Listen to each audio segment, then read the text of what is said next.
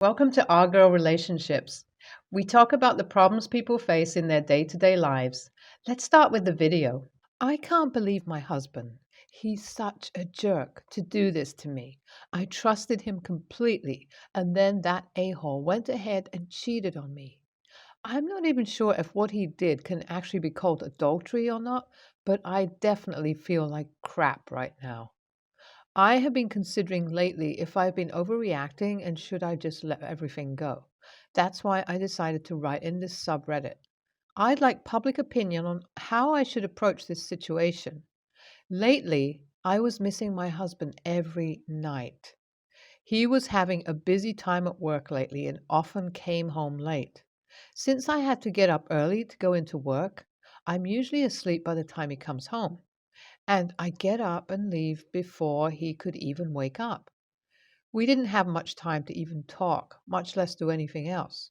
So last Saturday, when we both had a day off, we were finally able to relax. I was making breakfast when my husband came out of the shower. That's when I noticed a new tattoo on his lower front side. It was in a place where you'd miss it unless the person was top naked and had his arms up. It was a weird one with skulls and butterflies and with two letters in the center. I don't know why that made me uneasy, since my husband and we both have always loved tattooing our bodies. I didn't really care about him getting another one, but something about the style of that tattoo with those initials bothered me.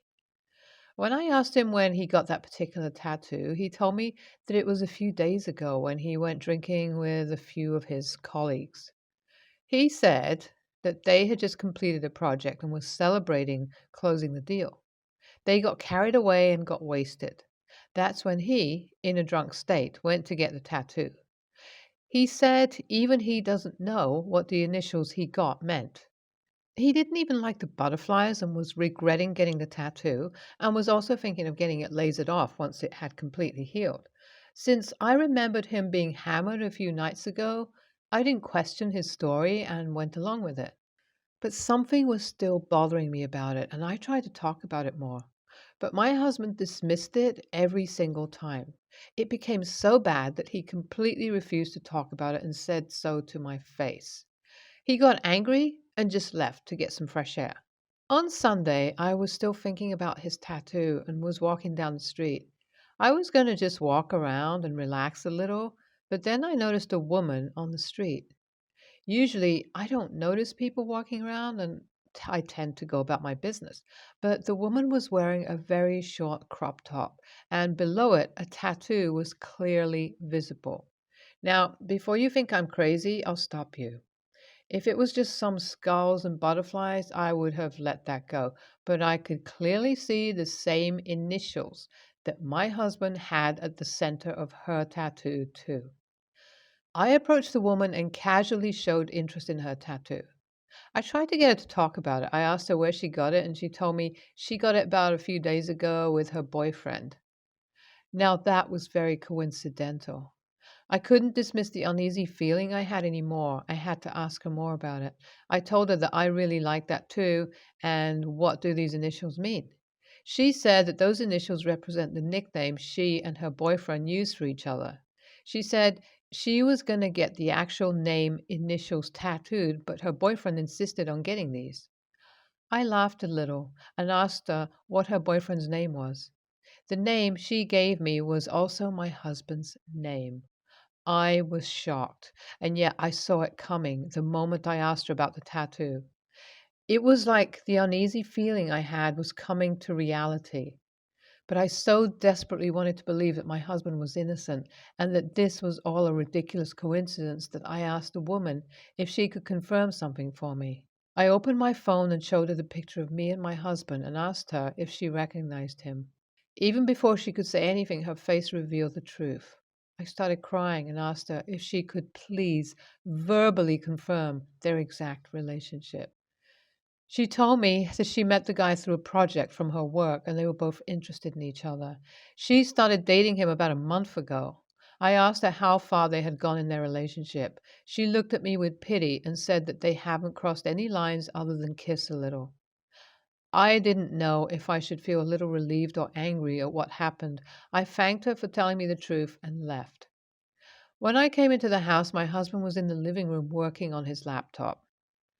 I couldn't even look at him in the eye and just locked myself into my room. That evening, I packed a few essentials and just left the house without saying anything to him. Since then, my husband has been trying to contact me a lot, but all I've done is send him a text saying I'm staying with a friend for a while and I need some space from him. I don't know how to approach the subject. I'm completely heartbroken and still cannot believe the man I loved would cheat on me. Is it okay for me to just leave and not hear his side of the story? Should I let him explain or just ask for a divorce? I have given my situation a lot of thought and I think I'll go to my husband's place. I have decided that it was high time for me to get an upfront explanation. Even my friend told me to just talk to him and ask him what was actually going on because there's no way I was going to be satisfied with just leaving him. I'll always have regrets if I don't ask him all the things I'm curious about, and I agree with her. Although I'm certain that he did cheat on me, there are a lot of questions in my mind. He said he got the tattoo after he got drunk with his colleagues the day he finished the project. The woman said she met the guy while they were working on a project together for their respective companies. There's a possibility that she flirted with my husband first and he went along with it so that his refusal doesn't compromise the deal they had at work. Or it's entirely possible that I'm making excuses for him right now. Either way, I'd like to give him the benefit of the doubt and get his story straight from him. I'm going to go home on Saturday and I'll update here once things progress. I don't know what I was thinking when I made so many excuses in my head for my husband and his behavior. I think all I wanted was to desperately believe that I can't be one of those women who get cheated on by their husband. Last night, I came home and confronted him about everything that had happened. I told him I found this woman who had the same tattoo as him, and we got to talking because for some reason I couldn't get the thought of his new tattoo out of my head. I told him how I showed his picture to this woman, and she told me that it was her boyfriend she met during a work project. Consider my shock and my madness at finding such a big thing in such a ridiculous manner. I asked him if I left to stay with my friend because I was desperately trying to erase everything that happened, and if I could just not see his face, I won't have to confront the truth. He was silent for so long that I thought I'd go mad just by staring at his face. I knew he wasn't going to deny anything. I knew my marriage was over, even before any sound came out of his mouth. But even then, I waited to hear from him. And once he managed to speak, he just confirmed my worst truth. He told me that it was just an affair he wasn't going to continue with. It started because it was beneficial to be in a client's good graces, but the more time he spent with her, the more he fell for her. He did try to end it, but for some reason he couldn't just be upfront. He started apologizing for hurting me, and he said he was sorry I had to find out this way. He said he will end everything now that I know and we can work on our relationship. He said no matter what, he still wants to be my husband, and he begged for another chance. But I already knew that can't happen. The trust I had in this relationship is already gone. The respect I had for my husband just turned into embarrassment, and I knew I can't be with a man who I'm embarrassed of. I was raised as a strong woman, and I never go easy on people who try to beat me down. Then, why in the world will I make an exception for such a pathetic man who couldn't even control his feelings? I backed away from him. I told him that I'll be leaving for a good while now. I told him right there that our relationship is over and he'll soon be getting a lawsuit and divorce papers. At this point, we were both crying. Just because I don't want anything to do with my husband anymore, it doesn't mean that all our history together has been erased. I still love the man I married, and the loss of that person was so sorrowful that tears couldn't stop flowing from my eyes. My husband just hugged my legs and was begging me to not go and talk to him about it, but I couldn't even bring myself to let him touch me anymore. I pried him off me and I left the house. I came to the friend I was staying with and told her what happened. She had told me that I could stay at her place for as long as I need, and I don't have to worry about it. I was going to contact the lawyer this week and file for divorce. I took a few days off of work because right now I just want to mourn the loss of my marriage and the man I fell in love with.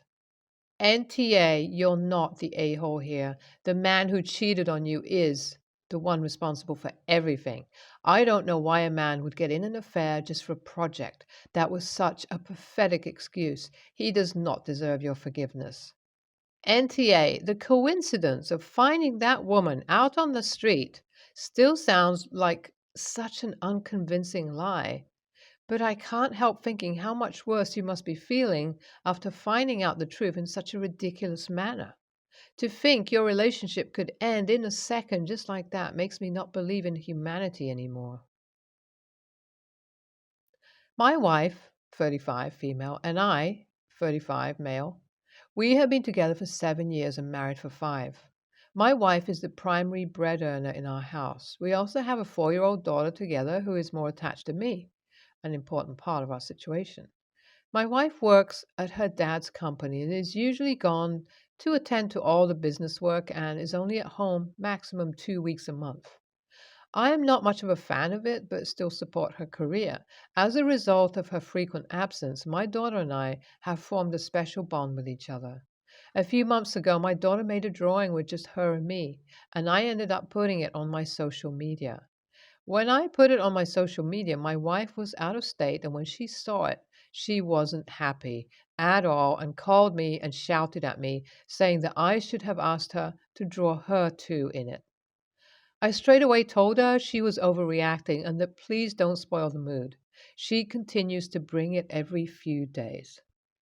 Well, yesterday in the morning, I told her to let's take our daughter to the mall, but she straight away said no, as she would be very tired because she had to go later at night to the airport and didn't want to travel anywhere right now. She had to leave post midnight. She could have rested when we would have returned. I told her I'd take her alone and she could rest. While we were talking, she said that she works her ass off and I live at her house and will be bonding with her daughter, and that it is very unfair that I get to make more memories with our daughter while spending her hard earned money. I left the house because she views me as someone who is with her for a house or her money. I don't make nearly as much as she does, but I still make enough. She makes around $300,000 and I make $105,000, which I don't think is a bad amount. But she still sees me as someone only interested in money. After she said that, I left and said it was her house, and as I am not welcome, I left and went to my parents' house. Now she is calling me, saying I'm being an a-hole. I'm overreacting, and she's telling me to come back. AITA for leaving my wife's house when she told me she owns it and not me? Look, she made choices. This is the career path she wanted. Her relationship with your daughter is what she chose to make it. So that part of it, you're NTA. But this money business? Okay, does she normally make power plays like this? Granted, she's pulling in some serious green, but you're not doing badly either. Why this play for dominance? And why are you living in daddy's house when you're both making enough to buy a home of your own? Something is seriously wrong between the two of you, and I think your father in law has something to do with it. Do not leave your child in the middle of this. This will make her life hell, and both of you need to get out of daddy's house and into one of your own, far away from these power plays, which will destroy your family. Your NTA. NTA, right now she is upset that you're making the memories and she is being forgotten, literally. Your daughter made a drawing that mommy isn't in, and the day you left and left your daughter there, mommy dropped her off at her parents' house and went to work. It's a sad situation that she has created for herself, but she needs to understand that it isn't your fault and she has no right taking it out on you. As for the house, you pointed out that she doesn't own the house either, and maybe she needs to be reminded of that you both live in her father's house for free. You'll need counseling. Talk with her, and maybe she can pencil her family into her schedule for some counseling. I'm 24, female, 7 months pregnant with my best friend's, Hope, 23, female, baby. She couldn't carry, and since I have a 3-year-old, I offered to be a surrogate for her and her husband, Mark. 2 months ago, Hope and Mark were killed in a car accident caused by a drunk driver. I was hurt, and I decided to adopt the baby after they are born. Mark and Hope's family were okay with it since they both can't take care of the baby. I promised them that they can be at all events and be in their life. I also plan to do a photo shoot of the baby with Hope and Mark, Ghost Photography. My family planned a baby shower so I can get items. I invited the actual grandparents, and I was so excited to tell them the gender of their grandbaby. Have them experience a baby shower for their grandbaby. When the baby shower came, Hope's mom helped decorate and make food. She told me how excited she was to be a grandma. She talked about how wonderful Hope would be as a mom, and we talked about baby's future. My cousin overheard and told Hope's mom that once baby is adopted, that my parents would be legally the baby's grandparents. She went on how Hope is dead and we'll never know how Hope and Mark would be as parents because they're dead. Hope's mom started to cry, and I yelled at my cousin and kicked her out. I called her a bitch and told her to leave. She grabbed my aunt and left. After 2 weeks, she got her family involved, and my phone blew up, telling me to apologize because she was telling the truth. I refused, and now my mom's sister won't talk to her. My grandma told me and my cousin that we're causing a huge rift in the family. But am I the a-hole? Yes, this is legal. Hope and Mark were both only child in their family. They made plans in case something happens to them. I was put down as the next person to raise the baby. Social workers came to my home and made sure that my husband and I were stable. Not only financially stable, mentally stable. I was checked already before the journey. And if my home is safe. I was approved to adopt a baby. My husband and I went through everything to make sure that baby would be in our care. NTA, why are people cruel when kindness cost them nothing? This was a moment of joy for a grieving mother. Your cousin needed to be put in check. The statements were hurtful and uncalled for. Best to you. Continue to nurture good as you bring forth new life. NTA, I don't know how any family members could really side with someone who said such a cruel thing to a grieving mother and think that's acceptable. To me, that is something that is completely inexcusable and sounds like she said it specifically to be cruel and hurtful for whatever reason. Hope's mother is grieving the loss of her daughter and her sister in law, but that loss has been lessened a bit by knowing that a part of them will live on with the birth of their child to a person who was so close to them and generous to be a surrogate. To insinuate that she won't be a legal grandmother has to feel like another loss in potentially not being able to be close to her grandchild and open up a whole other flood of sadness. Then to add insult to injury by insinuating that no one would know if they would have been good parents? Does the cousin have some kind of grudge? That should have been a line that was never crossed. And I am so sorry your family is even entertaining the idea that somehow you're responsible for fighting in the family after that kind of fallout. People have cut off family for saying much less. I am really sorry you're going through this, and I hope that you stay close with Hope's mother and maybe remove some doubt by reiterating that she will still be grandma. You are bonded now for life with Hope's mother, both in the joy of the baby, but also the pain of both your losses. You have no blame here, and you did nothing wrong. As for your cousin, I do hope that she either has a wake up call about her appalling behavior or that your family realizes how out of line she was and they distance themselves from her.